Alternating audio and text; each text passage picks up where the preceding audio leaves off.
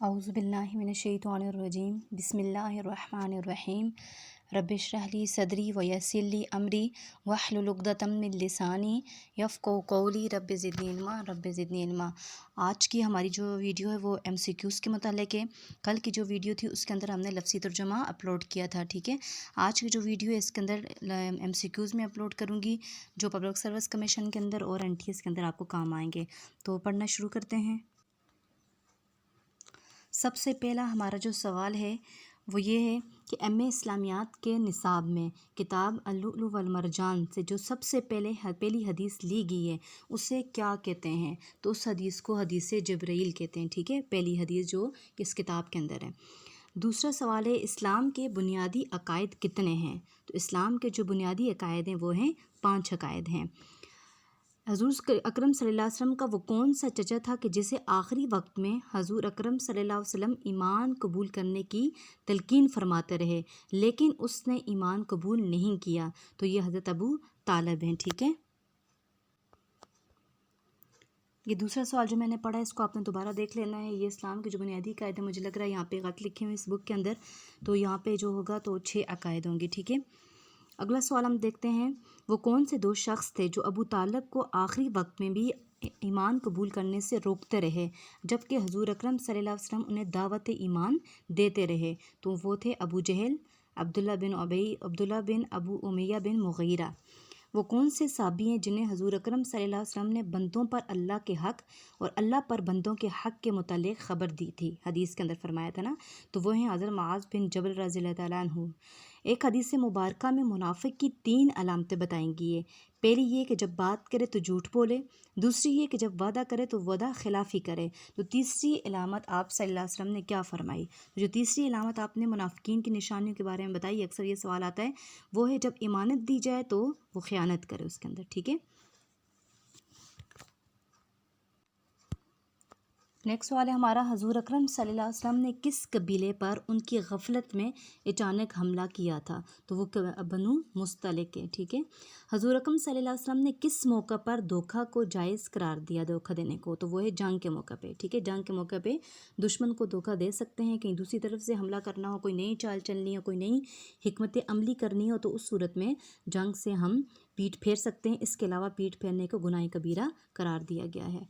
اگلا سوال ہے، وہ کون سے نبی تھے کہ جنہوں نے شیخ خواری کی عمر میں فصاحت و بلاغت کے ساتھ کلام کیا؟ ٹھیک ہے، فصاحت و بلاغت ہے یہاں پہ یہ لفظ۔ تو چھوٹی عمر میں، بچپن میں، گوارے میں کس نے کلام کیا؟ تو یہاں پہ حضرت عیسیٰ علیہ السلام کا ذکر ہے۔ حضور اکرم صلی اللہ علیہ وسلم نے کتنے دن سے زیادہ اپنے مسلمان بھائی سے بول چال بند کرنے سے منع فرمایا؟ تو حدیث کے اندر کیا آتا ہے؟ 3 دن، یعنی 3 دن سے زیادہ کسی سے ناراض نہیں رہ سکتے۔ جو 3 دن سے زیادہ کسی سے ناراض رہے گا اس کے بارے میں حدیث میں آتا ہے کہ وہ جنت سے محروم ہو جاتا ہے۔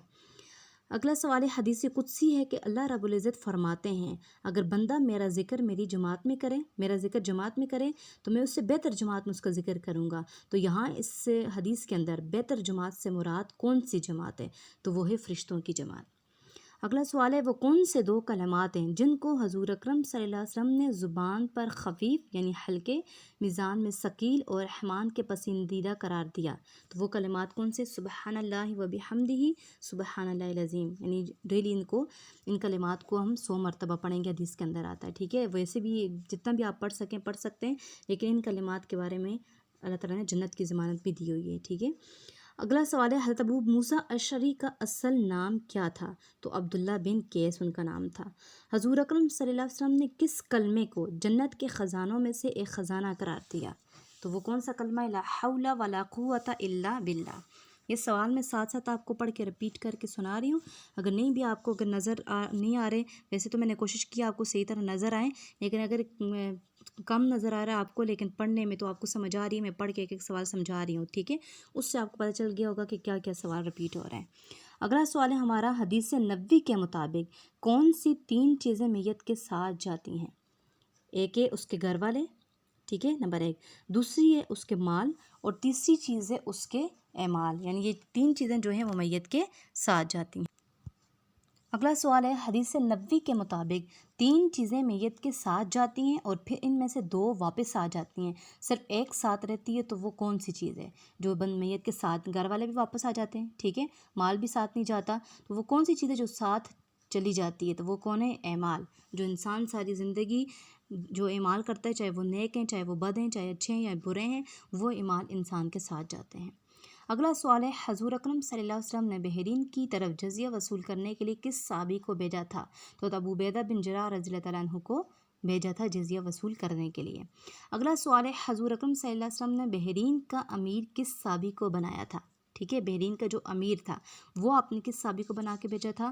تو وہ حضرت علاء بن خضری رضی اللہ تعالیٰ عنہ کو. حضور اکرم صلی اللہ علیہ وسلم نے ایک کوڑی، ایک گنجے اور ایک اندھے کی آزمائش کا واقعہ بیان فرمایا. حدیث کے اندر ہی ہم نے سنا ہوا یہ واقعہ نا. تو یہ پوچھا گیا اس میں کہ ان میں سے کون آزمائش میں کامیاب ہوا؟ ٹھیک ہے، تو آزمائش میں کون کامیاب ہوا؟ اندھا. کوڑی، گنجے اور اندھے کی والی حدیث کے اندر اندھا جو تھا وہ اپنی آزمائش میں کامیاب ہوا. اگلا سوال ہے، کوڑی، گنجے اور اندھے کے واقعے میں کوڑی نے اپنے لیے کون سا جانور پسند کیا؟ تو جس کو کوڑی کا مرض تھا اس نے اونٹ پسند کیا. اور اگلا ہے، کوڑی، گنجے اور اندھے کے واقعے میں گنجے نے اپنے لیے کون سا جانور پسند کیا؟ تو اس نے گائے اپنے لیے پسند کی تھی گنجے نے. ٹھیک ہے.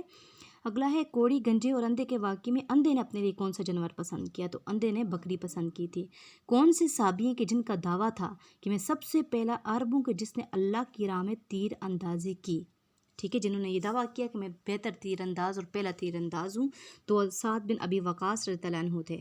عطاشہ رضی اللہ عنہ کے بیان کے مطابق جب کبھی بھی آل محمد نے 2 کھانے کھائے تو ان میں سے ایک کیا ہوتا تھا؟ یعنی اکثر اگر کوئی کھانا کھایا تو اس میں سے کون سا کھانا، ایک کھانا کون سا تھا جو یہاں پہ بیان کیا جا رہا ہے، پوچھا گیا ہم سے، وہ ہے کھجور. حضور کریم صلی اللہ علیہ وسلم نے عبرانی کا نام، حضور صلی اللہ علیہ وسلم کا عبرانی نام کیا ہے؟ تو آپ کا جو عبرانی نام ہے وہ ہے فارکلید. حضرت آمنہ کے بعد کس نے سب سے پہلے حضور صلی اللہ علیہ وسلم کو اپنا دودھ پلایا؟ تو ابو لہب کی لونڈی صوبیہ نے آپ کو سب سے پہلے دودھ پلایا تھا. اگلا سوال ہے، حضرت آمنہ کے بعد کس نے سب سے پہلے حضور صلی اللہ علیہ وسلم کو اپنا دودھ پلایا؟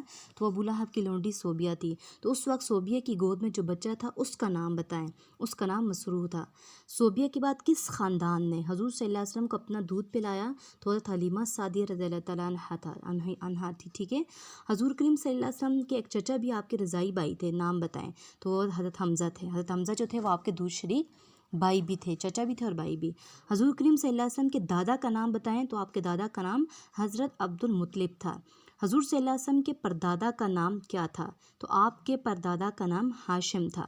حضور صلی اللہ علیہ وسلم کے اجداد میں وہ کون سی شخصیت تھی جس کا لقب قریش تھا اور قبیلہ قریش ان کی طرف منسوب ہے؟ تو وہ ہے حضر. ٹھیک ہے، ہنر. ٹھیک ہے. حضور صلی اللہ علیہ وسلم کا شجرہ نسب کون سی پشت میں نہر سے جا ملتا ہے؟ تو وہ ہے 11ویں پشت. حضور صلی اللہ علیہ وسلم کے پردادا کا اصل نام کیا تھا؟ تو آپ کے پردادا کا اصل نام ہاشم تھا. پردادا یعنی ہاشم کا اصل نام کیا تھا؟ تو وہ عمر تھا. واقعہ فیل حضور صلی اللہ علیہ وسلم کی ولادت سے کتنا عرصہ پہلے پیش آیا؟ تو وہ آپ کی ولادت سے 50 دن پہلے پیش آیا تھا. امید ہے کہ آپ کو آج کی ویڈیو کی سمجھ آئی ہوگی. آپ کے لیے یہ MCQs جو وہ کارآمد ثابت ہوں گے. نیکسٹ ویڈیو کے لیے اللہ حافظ و آخر دعوانا الحمدللہ رب العالمین. آمین. السلام علیکم ورحمۃ اللہ وبرکاتہ.